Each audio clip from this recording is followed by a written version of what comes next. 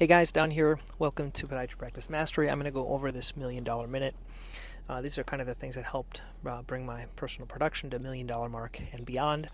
So today, a couple of things happened. I'm recording for a Friday, and this was kind of my routine day with my nail tech. Now, kind of a big win. My nail tech, she had five patients on her patient load today, which was nice. I saw a total of 29 patients. No, actually 33 is the 28th. 34 patients.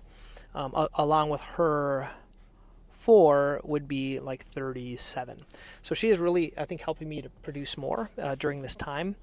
And I'm proud of her. She also did her first carry flex, and unfortunately her carry flex looked better than mine. So I'm happy. I'm going to start having her see all the carry flex. Also, my joke is when I go and introduce her, I say my only complaint about Marjorie is she cuts the patients a lot less than I do. She makes them bleed a lot less, which is the truth. So she is doing the nails. I still go in to every patient, look at their nails, fix anything. And I do all the calluses still. So I haven't trained her to do calluses. I'm not sure if we're going to. I possibly might, because I'm still checking every single patient. So that was kind of the one big thing that happened. Also, I put out an ad in Indeed for a practice rep. And so I made that using ChatGPT.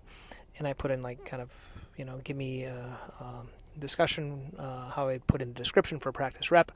And it came out, spit out something nice. And I said I'd like them to go visit offices and do this and that. So that was kind of a good thing. I feel proud that I put it out there. I did not bump it, meaning I didn't pay anything for it. I just put the ad out. We'll see who shows up, and I'll let you know how that turns out. Also, during lunchtime, I had a talk with Sean. He is a guy that has a website called Harvest Demand, and he helps practices grow. So I'm trying to get him into my practice to grow. He's giving us a really good rate, and I'm trying to do it, but it's hard with like 3 other doctors. That's the challenge, like 2 other partners. We all kind of have different ideas. We never meet together to decide things, but I think that would really help to get him in. And what's the rationale? The rationale is this, okay? So our practice last year produced, I think it was about 3.8 million. And when this is the thing that he said, Sean said, he said, Don, you should be investing 1 to maybe 2%, maybe up to 5%. To make your practice grow. And so that would be at least $40,000. And I don't think we're doing 40,000, which is 1%, or 38,000, or multiples of that in our practice. We're not really doing that. And I think just by investing that, I'm kind of prepping my sales pitch to my other partners. So if we invest let's say $30,000 or $40,000, I think we're going to get tremendous returns. And the real place to look at returns is when we look at our monthly production. So our new guy, Matt, he's great. He's just not busy enough. So I think if we put money into marketing and we can take his number from like 30,000 a month up to maybe 60 or 80 even. So bringing it up 30,000. So over the 10 months would be 300,000, which way more pay. He would make more. We'd be able to pay off the marketing. And I think all in all, it would be a good idea. So this is kind of my explanation. I'm going to talk to my partners about doing that. The last big thing is we did sign the check to buy the Softwave. So let me tell you the story. So what happened with this is we have a focused and radial in one machine, and that's Curomedics in one office. And we had the Softwave. They did the puppy dog close. And then what happened is we met with Curomedics, and they gave us the price for the focused. And they said, the focused Shockwave was going to be $49,999. And we're like, okay, there's no way that Softwave, can meet that. And so we pretty much thought we were going to buy another focused. Well, they supposedly gave us our best deal. And so I'm not getting paid by any of these. I'm just telling you to tell you the story. So when we had that number, we went back to Softwave and said, hey, Curomedics is, they're going to charge us $49,999 for their machine. Will you kind of what can you do? And we're like, there's no way. It's like an $80,000 machine. So I'm looking at the invoice right now. I guess it's a $70,000 machine. I don't know why it's $70,000, but I thought it was $80,000, but it's $69,000. And then they discounted it $20,000. It says $10,000 off manufacturer price, and then $10,000 off for KOL. I don't know what that means, but maybe it's because they like us. But so we got it for $49,499. Now they're going to be super pissed if we tell everyone we get that. So if you're listening to this, all I would say is if I could do this over again, I would meet with Curomedics get their best price, and then I would meet with Softwave and just kind of have them fight against each other. That's what they're doing right now, is they're fighting against. So we're going to now have a Softwave that we're going to own. Now the other cool thing is they included 6 applicator refurbishments. Each one of those is $1,500. So that's the big thing. To get up to the 2 million pulse mark with Focused, you have to send your applicators back much more. So I don't think it's, in my opinion, I don't know if it's as good of a machine. I don't think it is. I think as I mentioned before, I think the Storz machine is better. But we're trying it out. We're either going to love it or we're going to hate it. We seem to be liking it right now. I think it's good to have both machines to kind of learn, and then we may change our mind in the future. So that was a long rant for that. Okay, let's go into the day. A lot of routine. So I'm not going to go through all the routine. There was one patient that had a diabetic foot exam. The office visit was for dry skin. Okay. Next patient that was of interest was a calcaneal beak fracture that I got an MRI on. That wasn't getting better after 2 months. So I'm going to get an MRI, see what else is going on there.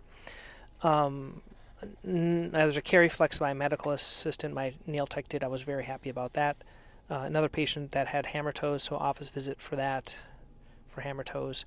And then going to the afternoon, that was my morning. Then the afternoon, there was a follow-up for a cyst that I had aspirated, and it didn't come back, and she had a couple of other questions about nail fungus. So that was a low-level visit. Probably didn't need that follow-up. Next patient was EPAT number 3 for pes anserinus. Last one, I just did 3 on that.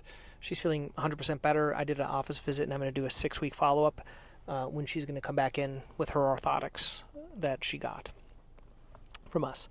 The next patient was a new patient that was concerned about her bunion. She had a bunion with really bad arthritis, and she had second toe overlapping. So she's going to need arthrodesis of the second toe and a first MPJ fusion because of the arthritis in the bunion. So I referred her over to one of my colleagues, and I introduced him as well. That's what I tend to do when I'm referring surgery. If the doctor is around, I'll introduce, and he's going to be doing that surgery. Next patient was she had routine care, but she also had some ankle pain. I did x-rays on her, and she has Achilles pain, but it's kind of stable right now. So that was kind of a low level. It was an office visit with the routine. Next was that Carry Flex that I told you about. After that was a patient that had, interestingly, I got x-rays, and she had pain with plantar flexion of the hallux, and she had like a dorsally. So it was like more of like a tendinitis along the course of the extensor hallucis longus, and as well like a neuritis in that area. And so I found that just by massaging the muscle belly and doing some cross-frictional massage on the foot, most of the pain went away. So that's what she's going to do. I gave her an anti-inflammatory, so it bumped it up to a level 4 to reduce some inflammation. Then I did a Swift. This is Swift number, I think, 3, and then they have one more. This patient, I'm starting to throw all the kitchen sink at people. So I did Swift, I did Cantharidin, and I did laser. I might not need to, but it didn't really budge much, and so that was number 3, and I really want it to go away, so that's why I did all that stuff. Next patient was EPAT number 6 out of 6. She's feeling much better already. Did a 6-week follow-up for her with an office visit because I told her what the next plan was. There's a patient that came in for Lunula, and I tend to talk them out of Lunula. She had quite a thick nail. I think she's going to do better with Lamisil, so she started Lamisil with the kit today without a nail sample. I just kind of jumped the first step and went right to that. Next patient was EPAT number 6 out of 6. She's already feeling better. She's going to see back in 6 weeks. And then last patient was Swift number 2. She's a medical student.